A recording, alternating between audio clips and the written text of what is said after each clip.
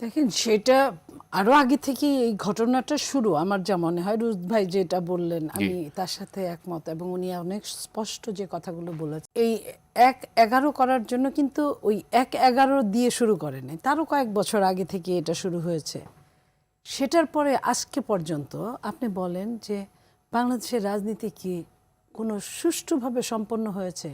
শেখ হাসিনার ৪বার ক্ষমতা নেওয়া, দখল করা, এটা নেওয়া না, এটা ইলেকশন না, এটা ইলেকশনের একটা মহড়া, এটা ইলেকশনের একটা নাটক, বা এটাকে কি বলবো আমি ঠিক বলতে পারছি না। কখনো নিশিরাতে, কখনো বিনা ভোটে, যখন যেটা সুবিধা হয়েছে প্রহসন করেছে, কখনো আমি ডামি। এই যে নির্বাচনগুলো, এগুলো কিন্তু সব ১-১১ ফলাফল।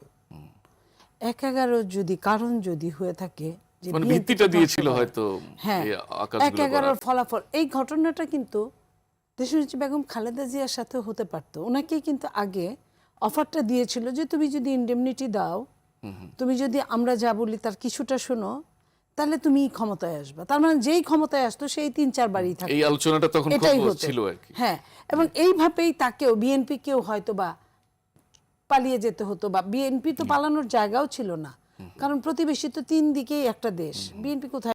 এই জায়গাগুলো বিএনপির আরো খারাপ অবস্থা হতো, যেটা ১-১১তে হয়েছে। সবাই রাতে একখানে যে অ্যারেস্ট করে রেখেছে, কেউ কাউকে দেখে নাই, কান্না শুনেছে, একজন আরেকজনের কান্না শুনে বলছে তুমি কে।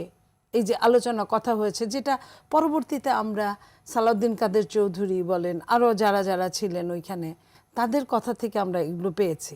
তো এখন এই জায়গাটায় তারপরে শেখ হাসিনার যে এই প্রহসনমূলক এতগুলো টাইম গেল, একটা আয়না ঘর হলো, আপনার খুন গুম থেকে শুরু করে হেন কিছু নাই যেটা হয় নাই, আপনার র্যাবের যে অবস্থা। অথচ এই র্যাবের জন্য শেখ হাসিনা প্রথম নির্বাচনী ইশতেহারে নবম জাতীয় সংসদে বলেছিলেন যে উনি ক্ষমতায় এসে প্রথমে র্যাবকে বিলুপ্ত করবেন।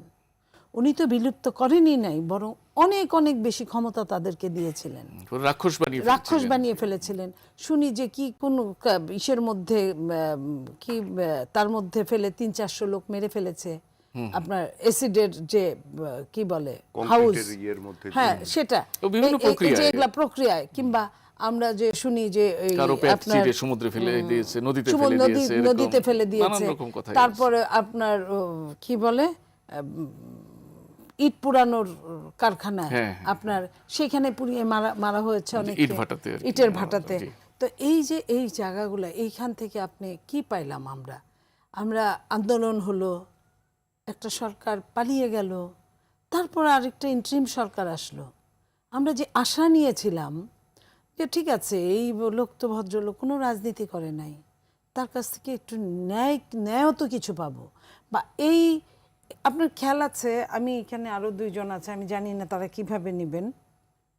আমি অনেক কিছু নিয়ে ইন্টারিম গভর্নমেন্টের উপদেষ্টা যারা অনেক সুন্দর সুন্দর কথা বলতেন, আমাদের সঙ্গে টকশো করতেন, অনেক সুন্দর সুন্দর কথা বলতেন, তারা যদি কোনোদিন ক্ষমতার মুখ দেখে তারা এই করবেন ওই করবেন ওই করবেন, আমরা কিন্তু আবারও লুটপাট ছাড়া কিছুই দেখি নাই। আপনি কি ১-১ সরকারের সাথে এই ইন্টারিম গভর্নমেন্টের কোনো মিল পাচ্ছেন? একদম সিরিয়াস মিল না, শুধু এটা হলো গিয়ে আপগ্রেডেড। আচ্ছা, হ্যাঁ, তো আপনার এক একটা অবস্থা যায়, যে এখন যেমন জেনজির যুগ, তারা যে বুঝা বুঝে আপনার সন্তানরা আমার সন্তানরা, আমরা কিন্তু ওই বুঝাটা বুঝি না, বা আমরা তাদের বোঝাতে ব্যর্থ হই।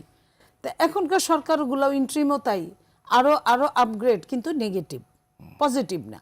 তো এই নেগেটিভের অনেক কিছুর পরে একটা সরকার এসেছে, যে সরকারের বয়সটা 1 মাসের একটু বেশি।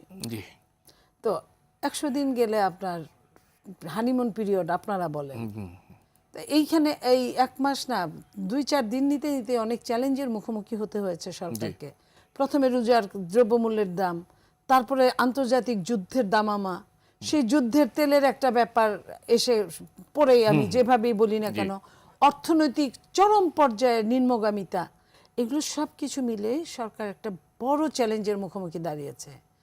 এই বড় চ্যালেঞ্জ গণতন্ত্রকে টিকাতে হলে, এবং এখনো যে কথাটা বলে, আমি যদি বলি ইন্টারিম সরকারের যে উপদেষ্টা, একজন উপদেষ্টা কিন্তু ইতিমধ্যেই 1 দিন 2 দিন আগে বলে ফেলেছে ডিপ স্টেট কাকে বলে, কারা কারা তাদেরকে কি কি লোভ দেখিয়েছিল, তারা কেন কেন কি করলো, এই যে এই জায়গাটা থেকে আমার মনে হয় আমরা কি ভালো আছি না আমরা আরো আপনার বলতে পারি ভালুকের গুহা থেকে বাঘের গুহায় পড়লাম বা আড়ালে আরো কোনো আরো ষড়যন্ত্র আরো আছে কিনা? ষড়যন্ত্র আছে কিনা। আমি মনে করি যে যারা আজকে সরকারে আছেন তারা, আমি যদিও ওই দলেরই একজন কর্মী, আমি সবাইকে তো সবার সাথে কাজ করার সৌভাগ্য হয় নাই জানি না, তারা যেন এই জিনিসগুলো অন্তত বুঝেন, যে সিরিয়াসলি নেন আর কি। একদম সিরিয়াস কেয়ারফুলি, বি কেয়ারফুলি। আমি এই দেশের মানুষের জন্য এই কথাগুলো বলছি। এই দেশের মানুষ যদি সম্পদ হয়, এই দেশের গণতন্ত্র যদি আমার আপনার অধিকারকে প্রতিষ্ঠিত করে, তাহলে এই দুইটা কাজের জন্য তারা যেন একদম মন প্রাণ দিয়ে কাজ করে। নইলে একটু এদিক ওদিক হলে পিচ্ছিল জায়গা, এত বেশি পিচ্ছিল। কারণ আমরা যেটা শুনেছি যে সরকার ইলেকশন নির্বাচন হওয়ার 3 দিন আগে বেশ কিছু চুক্তি হয়েছে, যেটা আমরা ভাষা ভাষা শুনছি জানছি।